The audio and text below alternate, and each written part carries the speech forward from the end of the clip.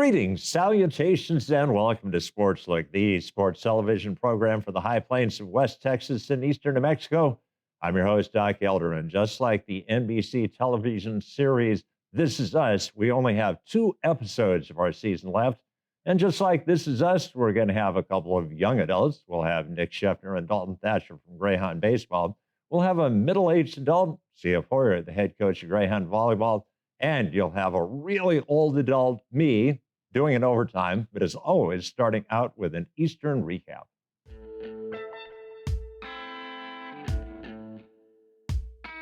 Greyhound softball had last weekend off. They did play 2 games on Tuesday this week, swept a doubleheader from New Mexico Highlands. They'll be in action at Kingsville this weekend. Greyhound rodeo was off last weekend. They'll be in action this weekend at the Howard College Rodeo. And Greyhound track and field, guess what? They were off last weekend. They'll be in action this weekend at the New Mexico Junior College Invitational. Well, that has been your Eastern recap, so we'll clear the set and we'll bring in C.F. Hoyer right now.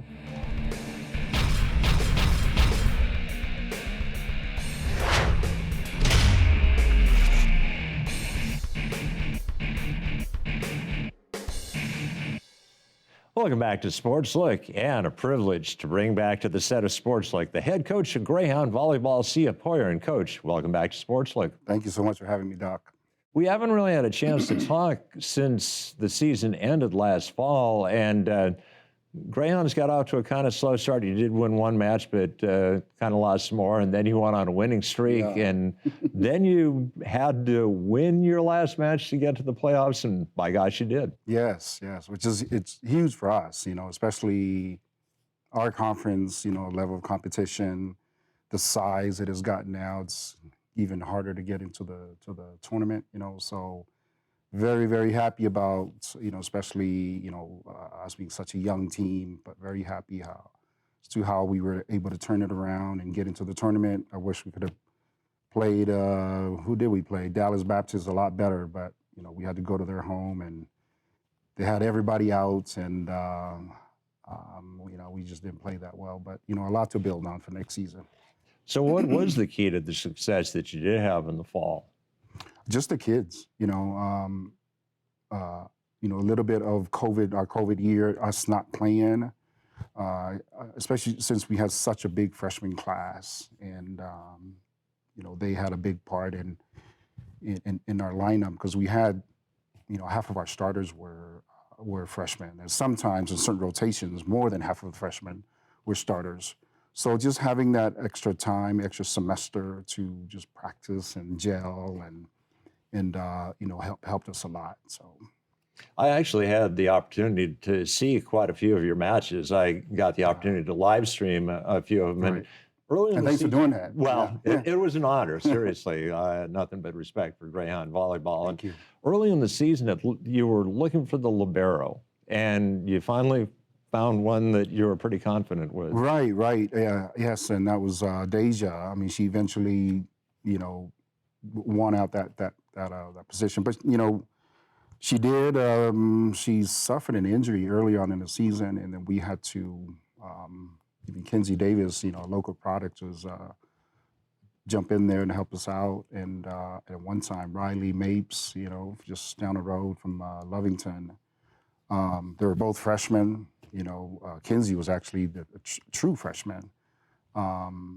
But just a lot of promise in those young ladies, and they did a good job when they had to fill in. But, when Deja came out of being injured, was a great player, and, continue to get better and, expecting big things from her for next season. And you didn't have as much veteran leadership as you normally do, but who were the veteran leaders? Yeah, Jasmine Gannon, who seemed like she's been around for forever. And, I always kind of tease her about, just how long she's been around. And when COVID happened, it seemed like it's funny, like a lot of the other coaches, when they see that she's playing, it's like, oh my gosh, how many more years does she have, But it's weird not having her in the gym, because she's been a starter since she was a freshman. She's been our go-to. She's been the face of our program for the last 5+ years, it seems like. But for sure, Jasmine, Ray Sapina, one of our setters, we those are our two seniors this year. Yeah, but it's been weird not having her in the gym. Some players lead by example. Some players are vocal leaders. For Jasmine and Ray, were they both example? Were they both vocal, or a combination of both? Yeah, Jasmine was more outgoing. I mean, they were both great leaders. Ray was kind of quiet. But her teammates were aware of what she's capable of. But just Jasmine, I mean, she's like your coach's kid. Always in the gym. She gets it. And just being from around this area, when she was like wherever we play, it's like half of the people that are there were Jasmine's fans. But they're both great leaders. Ray was actually a member of our SAC organization, which plays a huge role in our athletic department for our student athletes. And I want to say she was president, but I might be wrong. But I know she played a huge role when she was on SAC, and I know they're going to miss her. Not surprised at all, because she's quiet, but lots of very responsible kid, lots of wisdom in that young lady. And we will clarify, in case people aren't familiar, that stands for Student Athlete Advisory Council. Exactly. And kudos to them. They put on a fantastic banquet a week ago. Yeah. That's the first time we've done one, probably since I was an assistant many moons ago. So I know they were very nervous about it, because it was the first time and that they've done a banquet, but it went off really well. So very proud of them.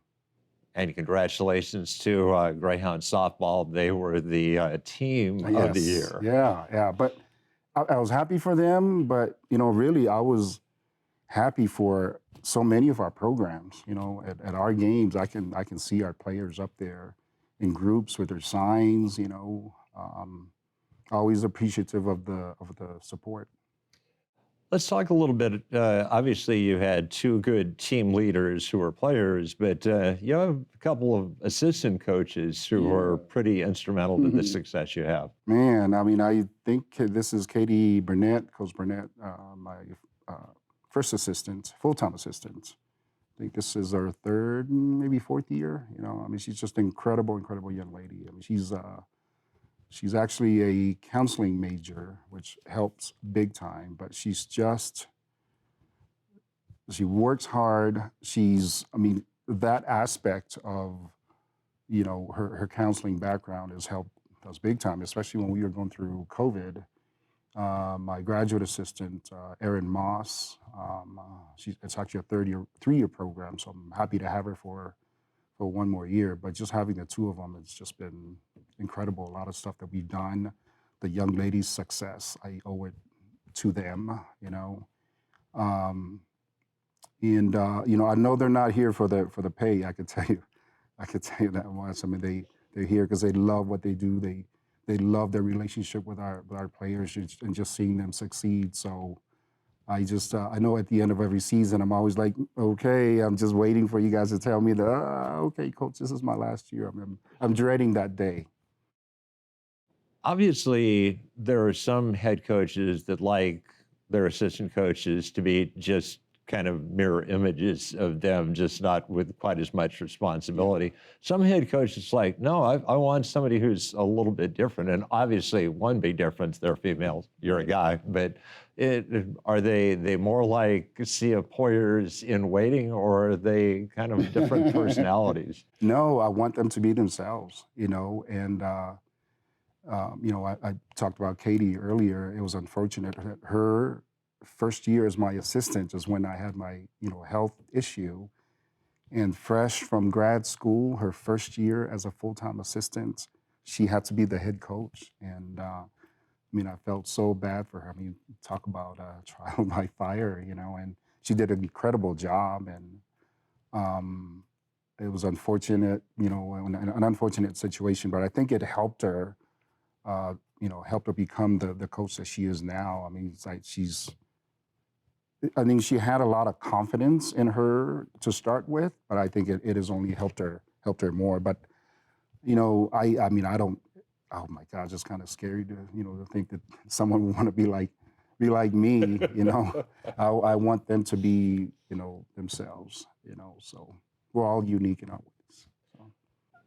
With as big a freshman class as you brought in, I imagine you didn't need to do too much recruiting, but who are players that we are going to bring in? Well, we signed a couple of young ladies from in-state, outside hitter from down to Las Cruces, Angelina Perez, first team All-Stater. I'm expecting a lot of things from her. I mean, you can't replace Jasmine. She's such an incredible player, you're talking about future Hall of Honors.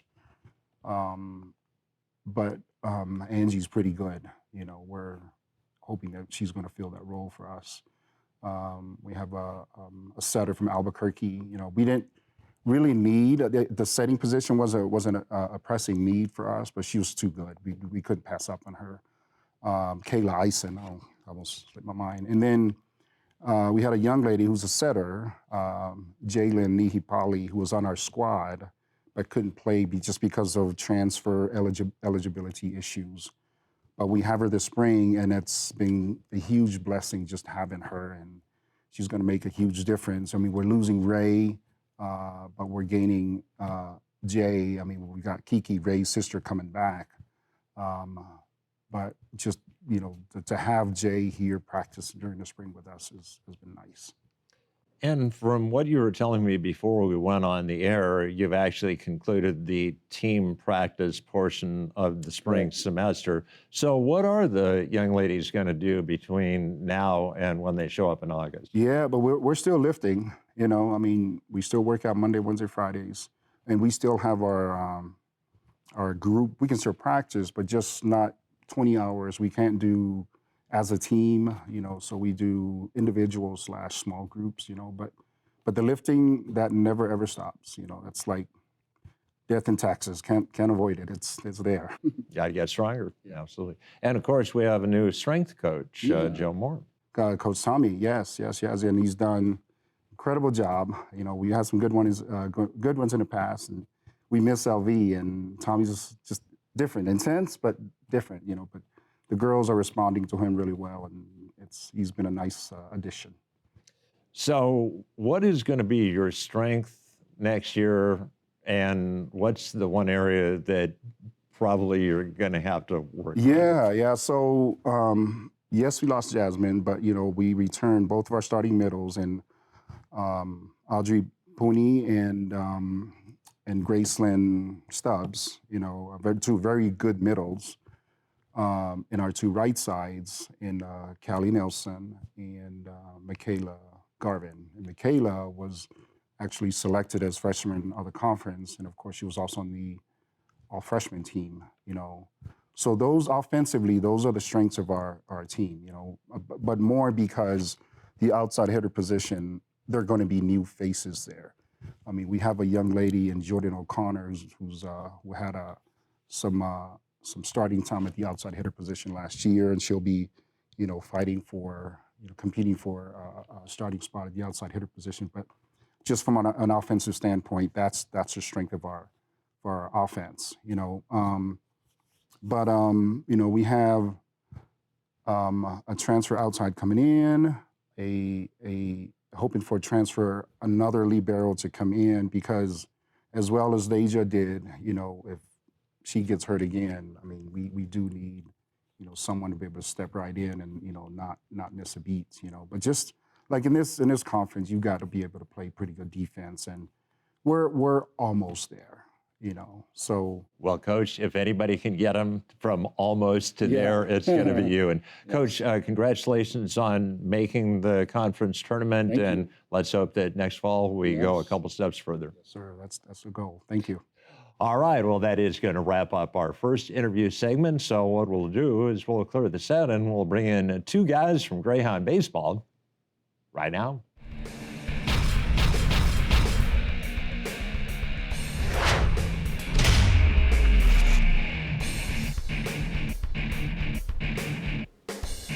Welcome back to Sportslook, and a privilege to bring to the set of Sportslook two members from the Greyhound baseball team. We've got Nick Schiffner, we've got Dalton Thatcher, and guys, welcome to Sportslook.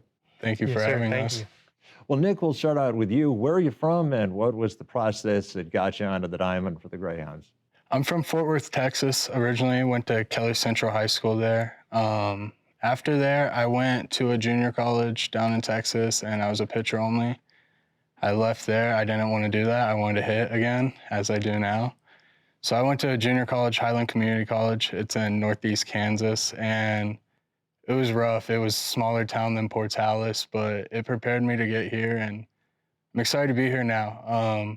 Coach Price's dad, actually, he recruited me and then Damian Acosta as well at our sophomore showcase at JUCO. So that was obviously tough, but I'm excited to be here, excited to be with the guys and get after it this year. Well, Nick, that explains something, because I broadcast your baseball games on the radio, and I also live stream. And there was a game this past weekend where there was an overthrow at first. You had to go all the way to the fence to pick up a ball, throw it to third base.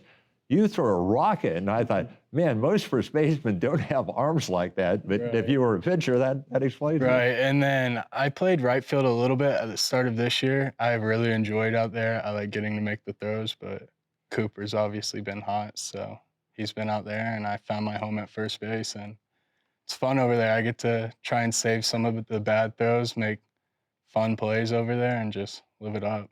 Well, Dalton, most people in the area are going to know the answer to this question, but where are you from, and what was the process that got you to Eastern? Yes, sir. Well, I'm right down the road in Clovis, New Mexico. I went to Texaco for my 4 years of high school, and then I decided to go to Arizona Christian University and play baseball down there. I was a dual guy there. I hit and pitch, obviously, and then I decided I didn't really enjoy it down there, and so I had to find a place to play, and I called Coach Price and was like, "Hey, Coach, I want to come play for you. I want to come play close to home and somewhere that I've been around." And he was like, "Okay, send me some video." So I sent him some video, and then from there on, he was like, "All right, I got you a spot." I came in. I was a dual guy for my first year here at Eastern, and didn't get many ABs, but I threw a lot of innings for us. And so in the exit meeting, he said, "I'm going to make you a PO." And I said, "Yes, sir." And then from there on, I've come in here and done the best that I can, and I'm very appreciative of Coach Price, and I just want to build this Eastern program up and set the foundation.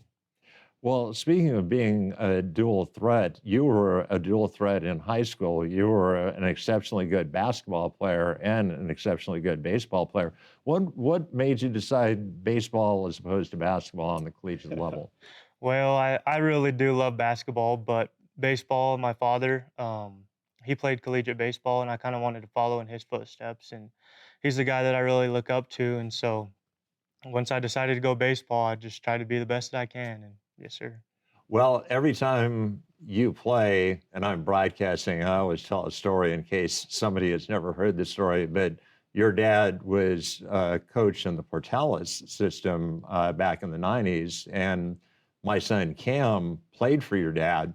And I asked Cam about 10 years ago, I said, who's the best coach you ever played for? He said, Ty Thatcher.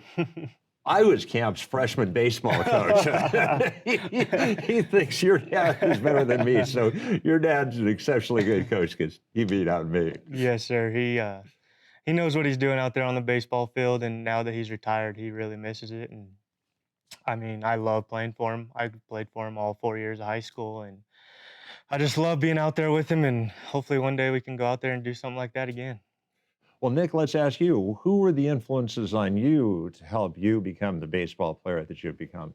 Well, my parents are definitely up there. They got me into it when I was 3, 4 years old, real young, and I loved it from the start. I always loved it.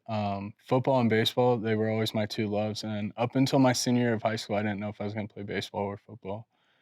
But my high school coach and my dad, they definitely, like talking with them, I definitely figured out that baseball was what I wanted to do. So Coach Watson, Kyle Watson, he was my coach at Central High School, and he was a big influence in helping me make that process. But definitely my parents are number one and number two.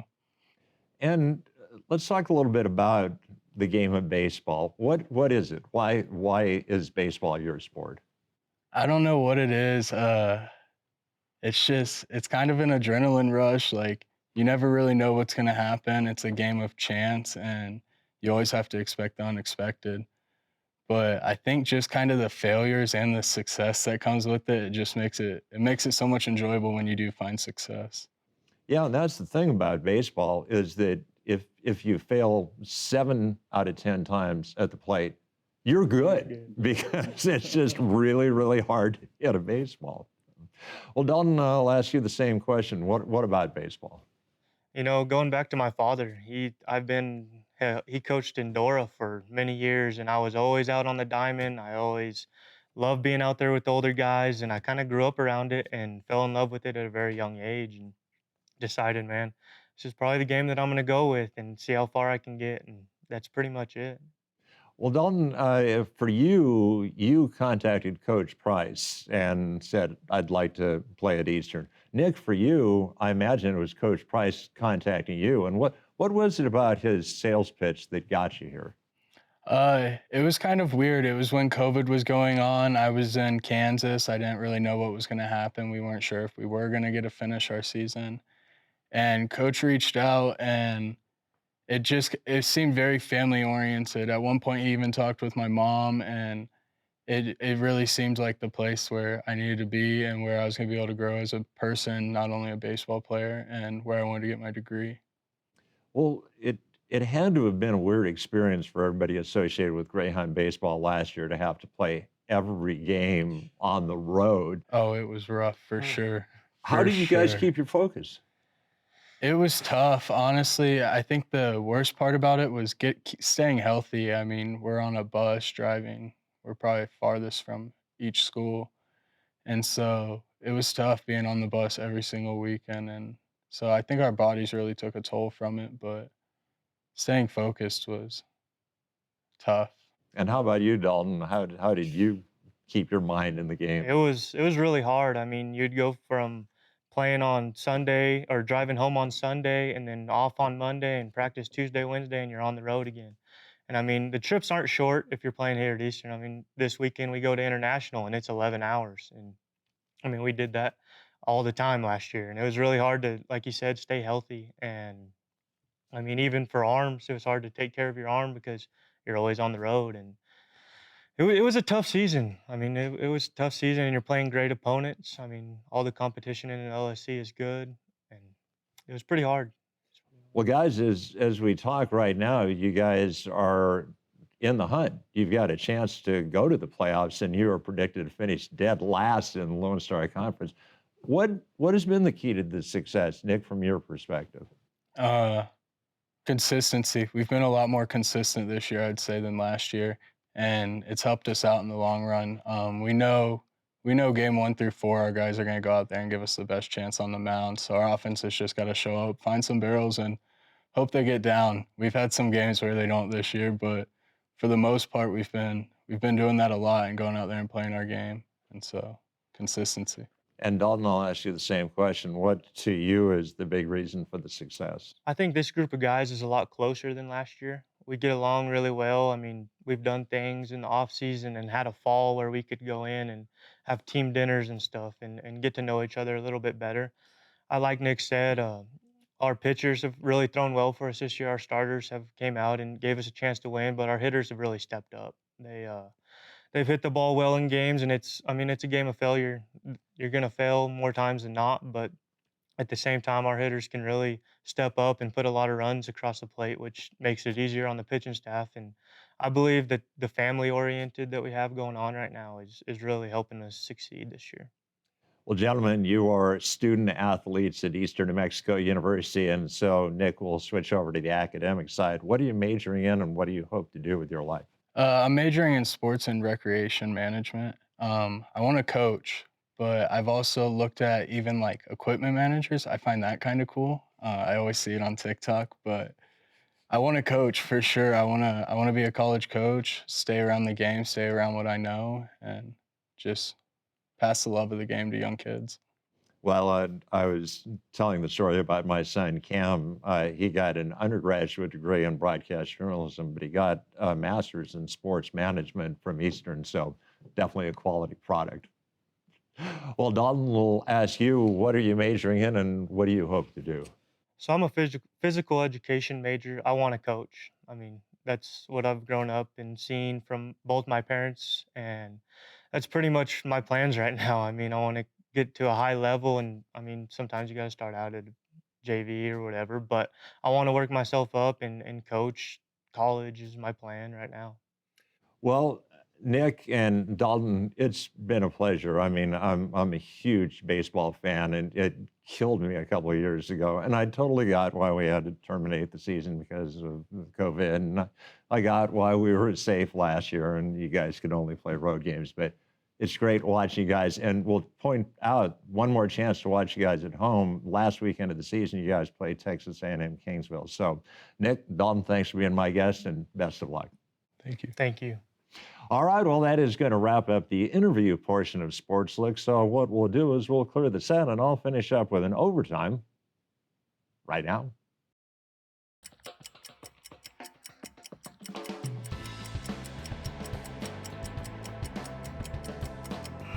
For overtime tonight, I'm going to tell you a story about the baseball player Frank Thomas. You're saying Frank Thomas, the big hurt, the guy that does the advertisements with Doug Flutie? No, there was actually a Frank Thomas that played Major League Baseball from 1951 to 1966. Going to tell you a story about him. Played for the Pittsburgh Pirates back during the 50s, and one day he was playing at home, get into a double play, and as he trotted back to the dugout, he heard a young female voice shouting from the stands, "Thomas, you're a bum." He didn't even need to turn and look at who said that because he recognized the voice as being that of his 7-year-old daughter.